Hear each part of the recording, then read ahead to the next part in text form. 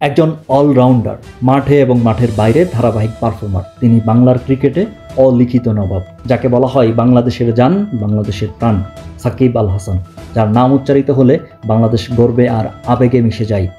ক্রিকেটীয় performance দিয়ে তিনি জয় করে নিয়েছেন কোটি কোটি ক্রিকেট প্রেমীদের হৃদয়। ব্যাটে বলে সমান তালে পারফর্ম করা সাকিব শুধু বাংলাদেশেই না, ক্রিকেট বিশ্বেই অনন্য কিংবদন্তি। সময়ের স্রোতে সেই সাকিব আজ খেলতে পারছে না দেশের হয়ে, কিন্তু কেন সাকিব আল হাসান দেশের ক্রিকেটে সুযোগ পাচ্ছে না? 2006 সালে আন্তর্জাতিক ক্রিকেটে জিম্বাবুয়ের সাথে অভিষেক। শুরু থেকেই ধারাবাহিক পারফর্মার, দ্রুতই হয়ে ওঠেন বিশ্বের 1 নম্বর অলরাউন্ডার। তারপর আর পিছনে ফিরতে হয়নি তাকে। দেশের হয়ে কত শত পারফরমেন্স।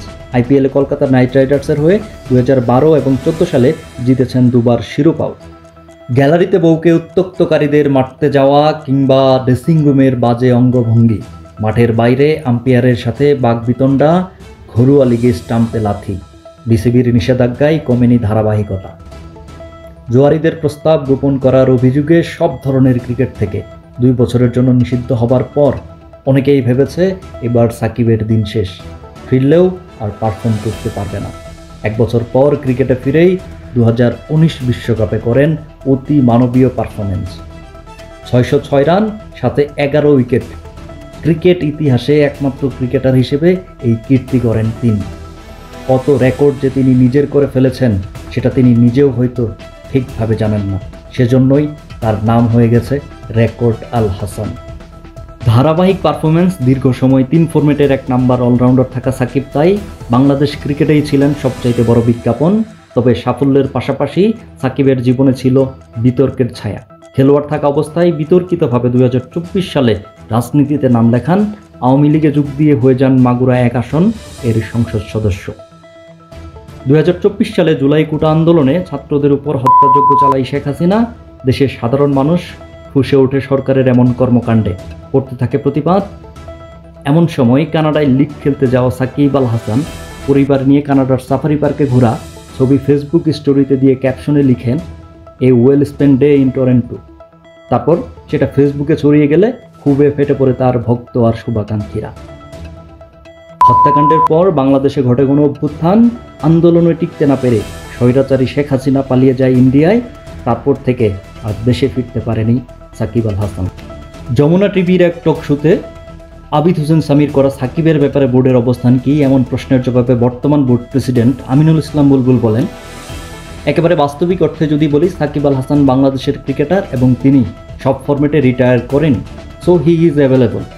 ক্রিকেটার হিসেবে দলে আসতে হলে আমি বা আপনি পারবো না। আমাদের একটা প্রসিডিউর আছে, সিলেকশন টিম আছে। সিলেকশন টিম যদি মনে করে সাকিবের ফিটনেস ঠিক আছে, সাকিব খেলতে পারে। আরেকটা ব্যাপার হচ্ছে সাকিবের অ্যাভেলেবিলিটি। সাকিব এখন দেশে নেই, এখন যদি দেশে থাকে সিলেক্টররা চিন্তা করতে পারে সাকিবের প্রথমে দেশে থাকতে হবে বা দেশে আসতে হবে। তারপর বাংলাদেশ ক্রিকেট বোর্ড এটা নিয়ে চিন্তা করতে পারে। এটা সম্পূর্ণ নির্ভর করছে সাকিব আল হাসানের উপর। অন্যদিকে বিডি ক্রিকটাইমকে বাংলাদেশ দলের সহকারী কোচ সালাউদ্দিন জানিয়েছে, সাকিবের হাতেও কিছু নেই, আমাদের হাতেও কিছু নেই, বোর্ডের হাতেও কিছু নেই। আমার মনে হয় সরকার ভালো বলতে পারবে। তারা যদি গ্রিন সিগন্যাল দেয় তখন হয়তো সাকিব খেলবে। আমরা অতিরিক্ত চিন্তা করে লাভ নেই, কিছু করতে পারবো না। সরকার যদি অনুমতি দেয়, এছাড়া আমার মনে হয় না কোনো সুযোগ আছে। সাকিবের বিরুদ্ধে ওঠে অনিয়ম, ক্ষমতার অপব্যবহার, শেয়ার মার্কেট কেলেঙ্কারি, হত্যা মামলা সহ নানান অভিযোগ। বর্তমানে তিনি দেশের বাইরে। আইনি জটিলতা কাটিয়ে তিনি কি পারবে দেশে ফিরতে? প্রশ্ন থেকেই যাচ্ছে। দেশের সর্বকালের সেরা এই অলরাউন্ডার আরও একবার কি দেশের হয়ে মাঠে ফিরবেন, নাকি যে রাজনীতিতে নাম লিখিয়ে হয়েছেন দেশান্তরী, সেই রাজনীতির মার পেঁচেই ইতি ঘটবে বাংলাদেশের হয়ে তার ক্রিকেট ইনিংসের? নায়ক, কিংবদন্তি, বিতর্কিত, একের ভিতর সব। তবে তার শেষ পরিচয় কি হবে সেটা লিখবে সময়। ক্রিকেট ভক্তদের কাছে পাপী হলেও প্রিয় এই মানুষটি আবারও দেশের জার্সিতে মাঠে ফিরুক, এই প্রত্যাশা সবার। Dug out, R M Ruman.